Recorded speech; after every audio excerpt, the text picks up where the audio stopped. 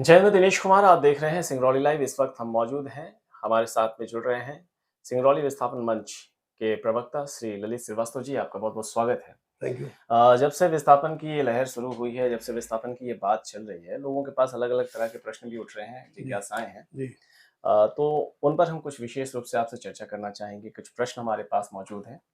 पहला प्रश्न तो ये है कि जो ये विस्थापन हो रहा है, ये किस कानून के तहत इसे किया जा रहा है? देखिए ये चूँकि कोयला क्षेत्र है, इसलिए सिर्फ़ यहीं पर 2 कानून लग जाते हैं। बाकी जैसे जो प्राइवेट कोल माइन्स आई हैं उधर पे, तो वहाँ सिर्फ़ एक कानून से काम चलता है, लार से, LARR, land acquisition, rehabilitation and resettlement. लेकिन यहाँ पर चूँकि कोयले के लिए लेना है और ये कंपल्सरी एक्विजिशन है ये। मतलब इसको लेना है तो बिल्कुल, लेना ही लेना है, है, इसमें बिल्कुल। कोई संभावना नहीं रहती। हुँ, तो इसमें एक सीवीए एक्ट भी लगता है। जी। तो कोल बीइंग ये एरिया एक्ट के तहत जो है जो कार्रवाइयाँ हैं अधिग्रहण की है। अब उनकी अपनी धाराएँ हैं 4, 7, 9, जी। 8 भी मिलती है जिसमें सुनवाई का अवसर देते हैं कि यदि कोई आपको आपत्ति हो, हुँ, तो आप बता दें, तो हम उसमें कुछ सुन सकें आपको। लेकिन 8 के बाद में सेक्शन न 9 9 लगने के बाद में आपत्ति की सुनवाई नहीं होती और वो सब भूमियाँ गवर्नमेंट में, भारत सरकार में इन्वेस्ट हो जाती हैं, उस उनकी मान ली जाती हैं सेक्शन 9 के बाद सेक्शन 9 के में। बाद। सेक्शन 9 के बाद में। जी। और विस्थापन जो होने वाला है, वो कहाँ होने की तैयारियाँ हो रही हैं? हाँ, वो आपके प्रश्न से जुड़ा हुआ है ये जी। कि उसमें 2 कानून लगते हैं। एक तो हो गया आपका सीबीए वाला कानून और दूसरा आर-एन-आर जो है, वो रिहैबिलिटेशन और रीसेटलमेंट देखेगा। आपने क्या पूछा अभी कि कि विस्थापन होगा कहाँ? विस्थापन होगा कहाँ? जी, देखिए ये निश्चित है कि हम तो विस्थापित हो गए, जी। है नहीं? सेक्शन 9 होने के सेक्शन बाद। 9 के बाद। अब जो है घर मकान हम क्या सब पूरा शहर विस्थापित की जद में है। हुँ, अब घर मकान छोड़ के जाना कहाँ है, हुँ, विस्थापन होना कहाँ है, ये एक्ट के हिसाब से तो कलेक्टर तय करता है। कलेक्टर के पास में ये व्यवस्था है हुँ। कि हमें वो कहाँ भेजे और कैसे रखे, पुनर्वासन कैसे करें, कैसे करें? वो कलेक्टर कलेक्टर साहब के हाथ में है। डिसाइड करेंगे। जी, जहाँ स्थान देंगे वहाँ हमें जाना पड़ेगा और नहीं जाते हैं तो उसकी व्यवस्था इन्होंने कुछ रखी होगी कि हमारी इच्छा नहीं जाने की, इस क्षेत्र में नहीं रहने की, या हमें कहीं और अन्य बड़े शहर में जाना है तो उसके बदले कुछ राशि भी मिल जाती है। जी। कुछ शब्द हैं जो सुनने में थोड़े नए हैं, पर इसे जानना बहुत ज़रूरी है। जैसे प्रभावित कुटुंब हमने अभी सुना हाँ, कि प्रभावित कुटुंब क्या है और एक विस्थापित, इसे थोड़ा परिभाषित करने की। हाँ। प्रभावित कुटुंब में तो जिसका यहाँ समझ लीजिए कि एस्टेब्लिशमेंट है, उसका घर भी है, स्वयं की ज़मीन भी है नहीं? तो वो प्रभावित हो ही रहा है। जी। लेकिन कुछ हद तक जो कानून में लिखा हुआ है, हम लोग तो बहुत ज़्यादा समझते हैं, लेकिन जितना समझते हैं उसके हिसाब से आपको अर्थ बताएँगे कि प्रभावित तो और भी लोग हो रहे हैं, जिनकी स्थायी संपत्ति यहाँ है, स्थायी मकान है, उसके अलावा भी बाकी लोग भी प्रभावित हो रहे हैं। बिल्कुल। तो प्रभावित होने वालों में मान लीजिए शासकीय भूमि में किसी ने मकान बना रखा है जी। और वो काफ़ी वर्षों से है, धारा 4 लगने के पहले से काफ़ी साल से है और इस बात के प्रमाण मिलते हैं कि वो कई वर्षों से रह रहा है। तो उसे भी वो सब लाभ मिलेंगे जो किसी ने स्वयं का ज़मीन लेकर के स्वयं का मकान बनाया हुआ है, उसे जो लाभ मिलते हैं। बशर्ते अंतर ये है कि वो जिस शासकीय भूखंड में मकान बना के निवास कर रहा है, तो भूखंड का प्रतिकर उसको मिलेगा, हुँ, भूमि का नहीं मिलेगा। अच्छा। है नहीं? इसी तरह से बहुत से लोग प्राइवेट मकान में किराए से लेके रह रहे हैं और बरसों से रह रहे हैं, तो उ उन्हें भी जो है प्रभावित की संज्ञा में ही रखा जाएगा। मतलब किराएदार को भी। हाँ, किराया वो लंबे समय से रह रहा है, जी। सेक्शन 4 के 3 वर्षों से पूर्व से रह रहा है जी, यदि, जी, जी। तो वो भी प्रभावित की श्रेणी में आएगा, उसे भी जो है आर-एन-आर का लाभ मिलेगा, रिहैबिलिटेशन का लाभ मिलेगा। जी।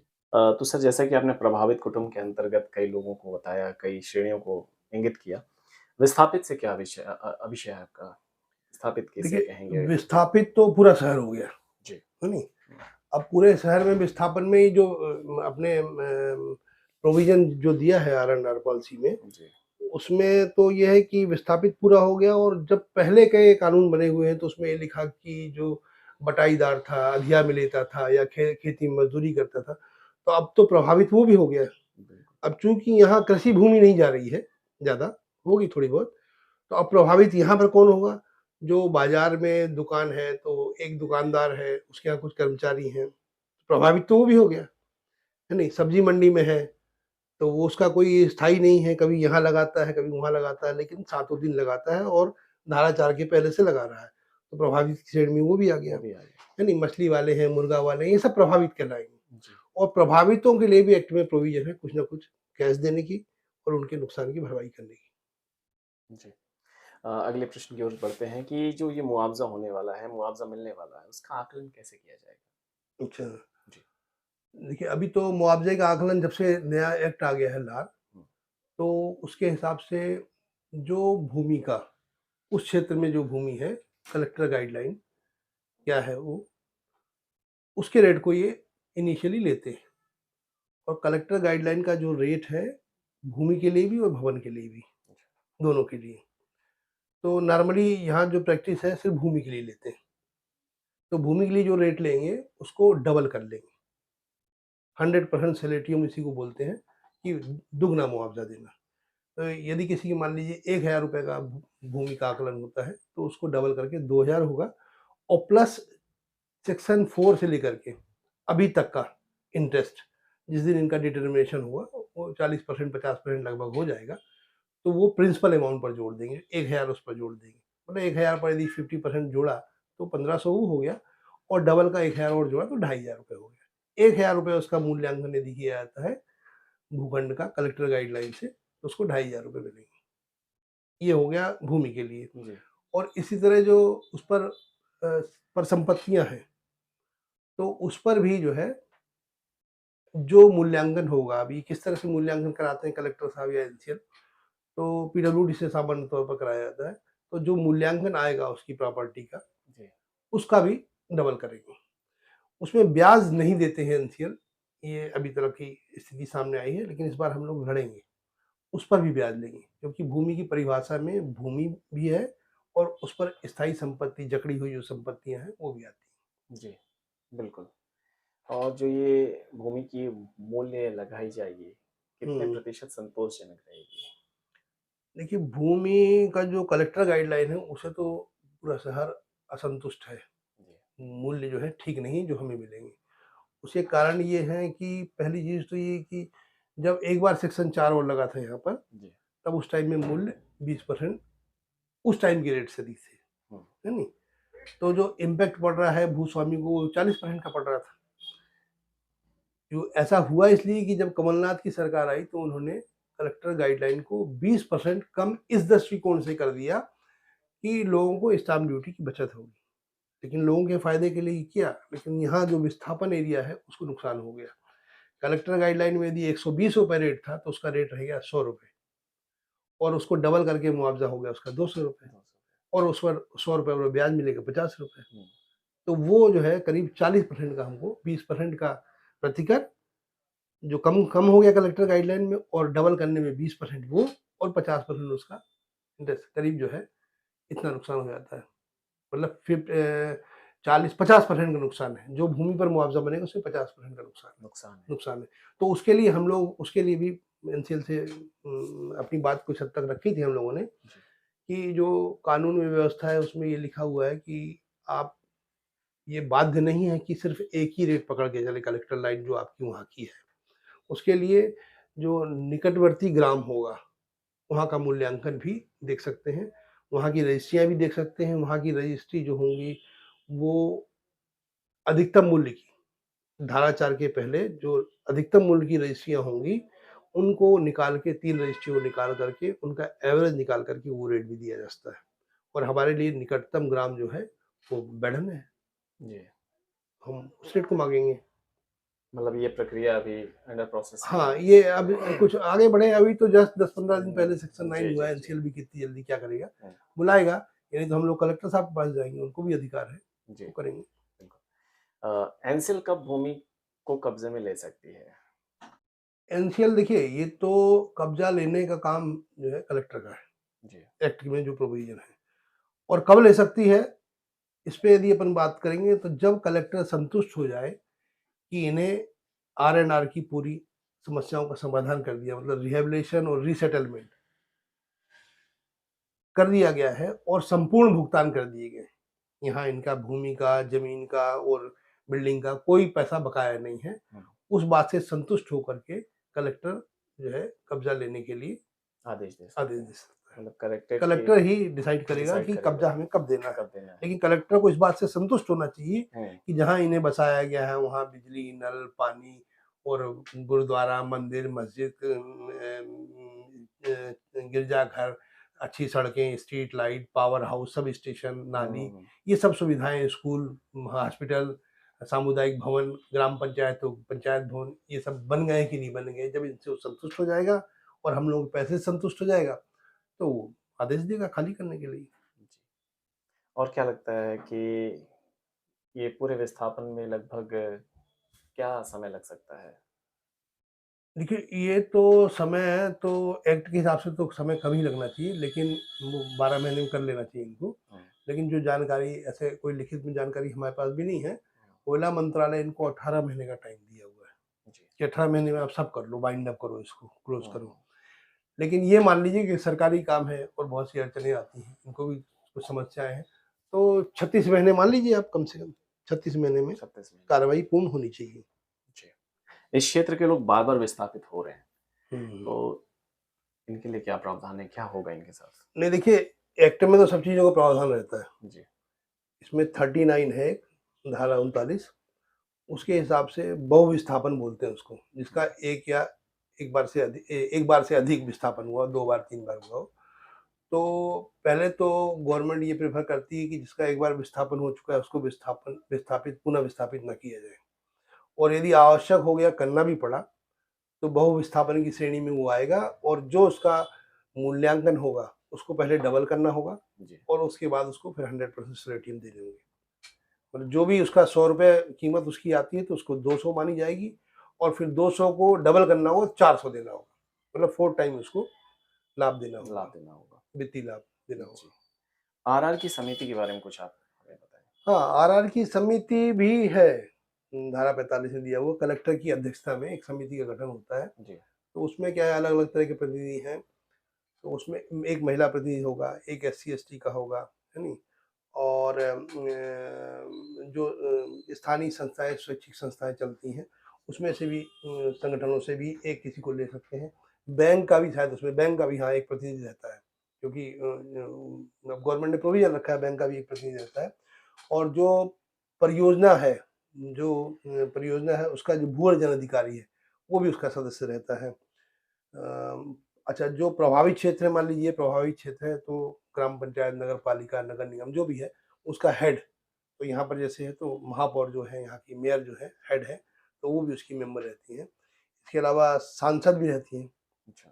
और जो जिला योजना के हेड हैं, अध्यक्ष हैं, वो भी इसमें रहते हैं और कुछ लोग हैं, हमें बहुत ध्यान नहीं है, लेकिन और कुछ लोग करके समिति का गठन होना चाहिए आर-एन-आर पॉलिसी के लिए। जी। वार्ड नंबर 10 के विस्थापन और इस विस्थापन में क्या अंतर होगा? वार्ड नंबर 10 के विस्थापन में बहुत सारा समय लग गया था। जी। और समय लगा तो कुछ गलतियां हो सकती हैं, हुँ, एनसीएल की तरफ से हो गई हो, लेकिन बहुत कुछ गलतियां नहीं थी एनसीएल की। वो ऐसे वक्त पर विस्थापन हुआ जब प्रक्रिया जब शुरू हुई थी तो एलए एक्ट लागू था। सीबी एक्ट और एलए से विस्थापन करते थे। उस टाइम में 30% सोलेटियम मिलता था। अब जब नया एक्ट लागू हुआ तो 30% की जगह 100% सोलेटियम देना है। मतलब पहले 100 का 130 मिलता था, जी। अब 100 की जगह 200 मिलेगा। 200। तो इस व्यवधान में लोगों ने भी व्यवधान किया, विस्थापितों ने भी किया कि हमको डबल मिलना चाहिए, कानून अनाउंस हो गया है। और वो आई थी बात 2013 के कानून की, 2014 में जब वो पारित हो गया था, तो सिर्फ़ बाकी योजनाओं के लिए, उसमें 13 नहीं शामिल थे, जैसे रोड है और कोयला है, ऑयल एंड गैसेज़ है, वो नहीं शामिल था। ये सितंबर 15 में इसको शामिल किया। अब तब तक एनसीएल वेट एंड वॉच की पोज़ीशन में हो गया। क्योंकि वो कुछ कर नहीं पा रहा था, ना एलेक्ट से पेमेंट दे पा रहा था, ना लार का को अप्लाई कर पा रहा था। जब तक क्लेरिफिकेशन हुआ तो उसमें 5-6 वर्ष जो है ऐसे ही इनके खराब हुए। क्योंकि 2-3 वर्ष जो पहले इन्होंने काम किया था वो पहले खराब हो गए थे और फिर बाद में ये एक्ट के आने नहीं आने के बीच के दरमियान में तो इनका वक़्त बर्बाद हुआ। इसलिए उसका विस्थापन, मोहाली का विस्थापन बहुत लेट से हुआ, लेट्स बहुत लेट बिल्कुल। से हुआ। लेकिन हुआ, सबकी मजबूरियाँ थी, पैसा लेने वाले की भी और पैसा देने वाले की भी, किस कानून से दें? जी, क्योंकि वार्ड नंबर 10 के विस्थापन से काफ़ी लोग असंतुष्ट भी रहे हैं और भय भय का माहौल भी लोगों के अंदर बना रहता हाँ, हाँ, नहीं लेकिन यहाँ इस संभावना नहीं, क्योंकि यहाँ तो स्पष्ट है है। जी। कि सीबीएस से इनको अधिग्रहण करना है हुँ, और लार से आरएनआर की फैसिलिटीज़ देनी है, जी, भुगतान करना है। बिल्कुल। अभी इस पे देरी लगने की संभावना नहीं है। जी। कुछ प्रश्न हमारे पास जो हमारे आम जनमानस लोग हैं, जैसे कुछ व्यापारी हैं, हाँ। उन लोगों ने रखी कि जैसे ड्रोन के सर्वे के बाद भी हो रहे निर्माण कितने प्रतिशत उचित हैं? क्योंकि कई लोग कह रहे हैं कि अभी भी निर्माण चल रहा है, तो क्या ये सही है या इसे नहीं होना नहीं चाहिए? देखिए, कुछ वर्षों पहले हमारे ख्याल से 21-22 में ड्रोन के लिए कोई कानून नहीं बना था, जी। है नहीं? जब ड्रोन के लिए कानून बना तो फिर उसकी अनुमति लेनी पड़ने लगी। हुँ, अनुमति आपको या तो बहुत सा एरिया है तो आप कलेक्टर से लेंगे, इंडिविजुअल करना है तो इंडिविजुअल से लेंगे, जैसे जी। शादी ब्याह में होता है, छोटा एरिया के जी, लिए जी, बिल्कुल। परमिशन लेनी पड़ती है। तो इसमें जब ड्रोन जो है लीगल हो गया और कलेक्टर ने उसकी परमिशन दे दी, टाइमिंग डिसाइड हो गया, बता दिया कि आप पुलिस में कापी दोगे और यहाँ दोगे, जो भी है व्यवस्था कर दी उसने। तो अब उसमें जो कार्रवाई की गई है, उसका इम्प्लीमेंट कराना तो कलेक्टर का काम है।